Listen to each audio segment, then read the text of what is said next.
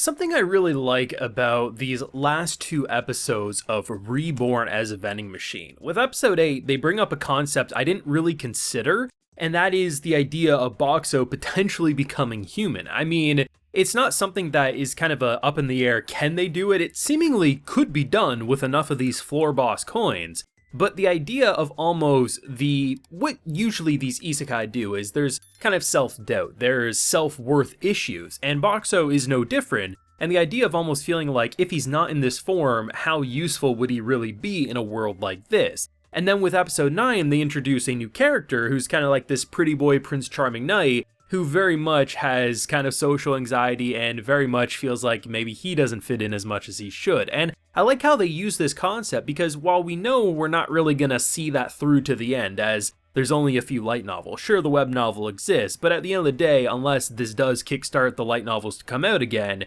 we won't really see that. But I think what this does a really good job with is it allows me to most likely leave episode 12 with this show and say the possibilities of where I imagine the show can go are a lot more memorable with the addition of the kind of the wish that they dropped on with in episode 8 with the whole floor bosses and everything. It actually makes the show a whole lot better than where it already was. But we do have full live reactions to both episodes 8 and 9 of Reborn as a Vending Machine available on my Patreon, so if you would like to see those, they're over there if you're interested. Didn't have time to do it last week, but of course we're doubling up because I've been a big fan of this one. Is it the best show I've seen this season? No.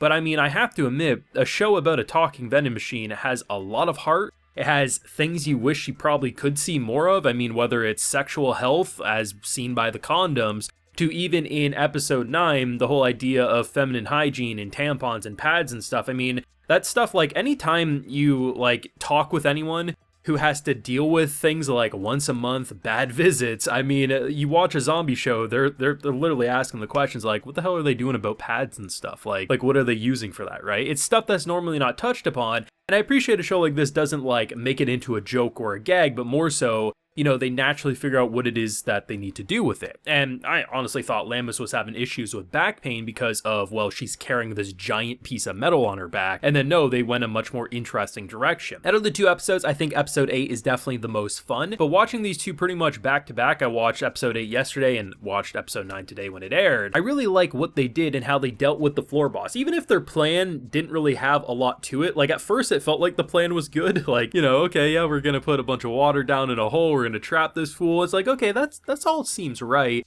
And then they start throwing rocks at it, and I'm like, bro, you can't throw rocks at the Colossal Titan and expect that to be enough. But thank God for Boxxo and just his creative thinking. I wasn't sure why he pulled out porn mags in the middle of a boss fight, but I figured, hey, if any characters proved me wrong, it's Boxxo, so maybe he knows what he's doing, only to get punched into the air, drop like an anvil, and then just poison gas that fool. And I'm like, that's really, really cool, because I like how, you know, one thing I think is really fun about reading comments surrounding this is people would be like, there's no way that exists. And then they're like, wait a second, I just looked it up. That vending machine actually does exist. And some of them are completely believable, and others you're like, nah, oxygen mask tank, nah, there's no way. And it just all allows for this to feel like an author who not only did their research, but also just looked at isekai and said, man, I bet I could truly make something that's never been seen before, but actually feel like it's well written. And they did it every single episode so far. And with this latest one, which I really enjoyed because I figured what they were going for. Because usually when you see a character with a nice shiny coat of armor, big sword, they're either so good that they don't get their armor dirty, or they're a phony and a fraud. And I was like, nah, I'm really hoping. I feel like with where we're at in the story, how many episodes we have left, I feel like it would make the most sense to do something badass. But they did surprise me with this man's social anxiety because he has this very, I wouldn't say intimidating, but very authority-driven voice, and he's making panties drop left and right.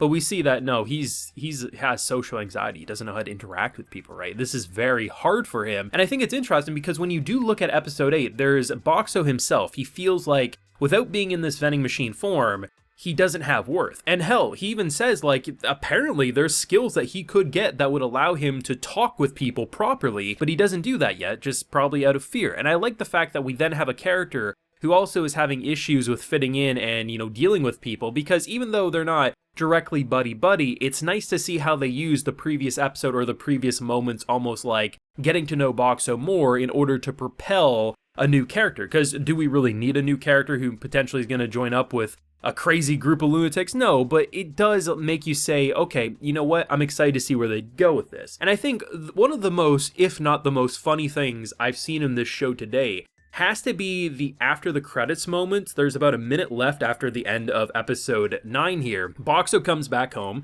they have a big long trip, and they're like, Boxxo, what, you've been selling shit this whole time. And you see these 3 cardboard vending machines, and it's like the fact that these chain restaurants literally are taking the money, pretending to be Boxxo, and giving them their food. I have to respect it. They get shut down, and understandably so. But you can't tell me with a straight face that's not genius, because who the hell wouldn't try to rip off Boxxo, especially if Boxxo's nowhere to be seen? That's pretty fantastic. I just feel like for such a simple idea on paper, it's really interesting how an author, and not only that, a production studio, can push such simple ideas into such creative genius moments. Like, the idea of a power washer, and just like, is that something that's really going to defeat bandits? No, but it's enough to distract him, and then, oh shit, there's soap in my eyes. Maybe you can make the argument, well, they got shit covering their eyes, is that really possible? But just, it builds into these like simple, stupid moments that if you just look at those moments by themselves, they're pretty ridiculous. But somehow I can go from watching this Attack on Titan, Colossal Titan level threat march in, fall down a hole, and get bombarded like a Looney Tunes anvil crashing down on him, to then having these like social anxiety moments and, you know, issues of self-worth and what it means to even exist in a world like this. But at the same time, you just continuously learn more, like the idea of the coins, right? The idea that Boxxo sells the one that he ends up defeating. He already had one from the crocodile or whatever that thing was. And then what we ended up having is, well, he sold it for a shit ton of points. It's interesting how like there's these ideas, these thoughts of like, okay, the idea of a wish, potentially someday turning him human. And this is probably what the author was going for, like, end goal, very end of the story. And like I said, I know the web novel does exist and is finished, but no spoilers, please. The idea that basically you have something where like by the end of this journey, or where the story wants to wrap up, Boxxo accepting that maybe he does want to become human, and all the people he helps along the way allowing him to get that wish, right? It's very interesting, but it doesn't remove the current activities and interesting moments with our vending machine boy, and it's really, really good. There's definitely been a lot of fun. There's been some fun creative action, even if some of the plans, like throwing rocks at a giant skeleton, isn't really the best idea overall, but still, they have their fun, they have their memes, and at the end of the day, I still look at this show as being quite well written for what it's trying to be. It doesn't overstep, it doesn't make it feel shallow, but it just knows what it wants to be. And if they were to make a season 2 somehow of this, you know I would be watching it, but at the same time, I feel like this is the type of show that, knowing the end goal of potentially him becoming human at the end of the story and leaving these characters off in episode 12, just feeling like the adventure for them is just starting but we've seen enough,